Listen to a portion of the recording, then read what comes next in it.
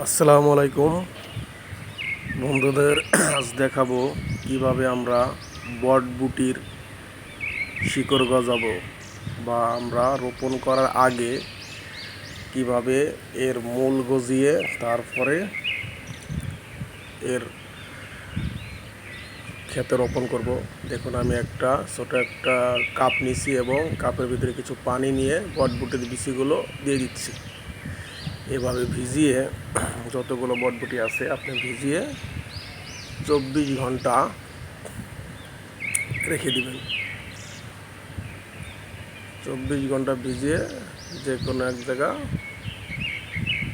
রেখে দিবেন। এই যে আমার 24 ঘন্টা হয়ে গেছে। এখন আমি এই পানিগুলো ফেলিয়ে দেব। পানি ফেলানোর পরে এই বিচিগুলো আমরা কি করব, টিস্যু পেপার বা কাগজের ভিতরে রেখে, পানি ফেলানোর পরে টিস্যু পেপার বা কাগজের ভিতরে রেখে একটা পুরাতন কাপড় নিব। কাপড় নেওয়ার পরে এটা প্রথমে কাগজে রাখার পর একটা বক্স নিব। বক্সের নিচে ওই কাপড়টা দিব এবং কিছু অংশ বাড়তি রাখবো।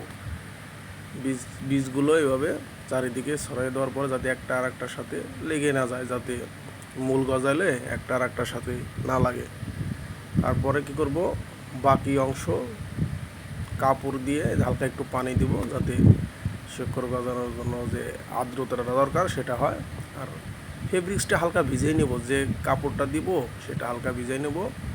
তারপরে ওই বাকি অংশ যে কাপড় আছে ওই কাপড় দিয়ে সম্পূর্ণ বীজটা ঢেকে দেব।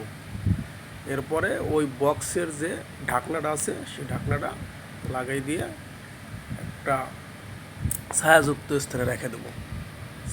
ছায়াযুক্ত স্থানে রাখবো 24 ঘন্টা। 24 ঘন্টা রাখার পর দেখুন আমার অবস্থা এরকম হয়েছে।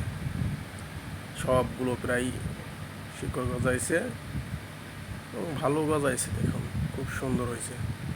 এগুলো এখন জমি প্রস্তুত করে আপনারা যে বিভিন্নভাবে লাগাইতে পারেন। আমি লাগাবো সারিবদ্ধভাবে লাগাবো এবং অনেকেই লাগায় বিভিন্ন তাওয়া করে। আমি ভাববো সারিবদ্ধভাবে লাগাবো, কারণ আমি যে জাংলাটা ইউজ করব বা যে মাচা বা যেটাই বলেন আমি যে ইউজ করবো ওটা হচ্ছে সুতা দিয়ে খাড়াখাড়িভাবে। দেখুন আমি লাগানোর 2 দিন হয়েছে। 2 দিনে এই যে গাছগুলো বের হয়ে গেছে এবং আমি গোবরের সার দিছি। গোবরের সার দেখুন আমার যে জাংলা হয়তো আপনারা দেখতে পারেন, এই যে সুতা দিয়ে আমি খাড়াখাড়িভাবে দিছি যাতে আমার জমি না হয়। বাকি যে জায়গাটা আছে সেখানে আমি পুঁই শাক রোপণ করছি। সেই ভিডিও আপনারা পাবেন কীভাবে আমি পুঁই শাকটা এই অঙ্কুর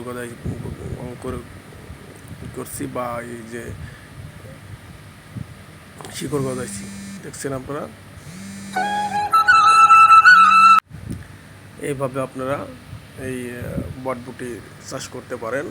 আমি খেতে পর্যাপ্ত পরিমাণ গোবরের সার দিছি যাতে আমার ফসলটা ভালো হয়। দেখুন আমি এই যে জাংলা দিছি, জাংলা দেখছেন খাড়াখাড়িভাবে, মানে শোয়াই দিলে তো যেখানে আমি গাছ লাগাইছি তার পাশের জায়গাটা ব্যবহার হয়ে যাবে। পাশের জায়গায় ইউজ করছি হচ্ছে পুঁই শাকের পুঁই শাকটা ওই জমিতে থাকবে আর খাড়াখাড়িভাবে থাকবে আমার বটবুটি। ওই যাতে ওই সুতার সাথে বেয়ে নিচে নামতে পারে, উপরে উঠতে পারে, এভাবে আর কি ধরবে।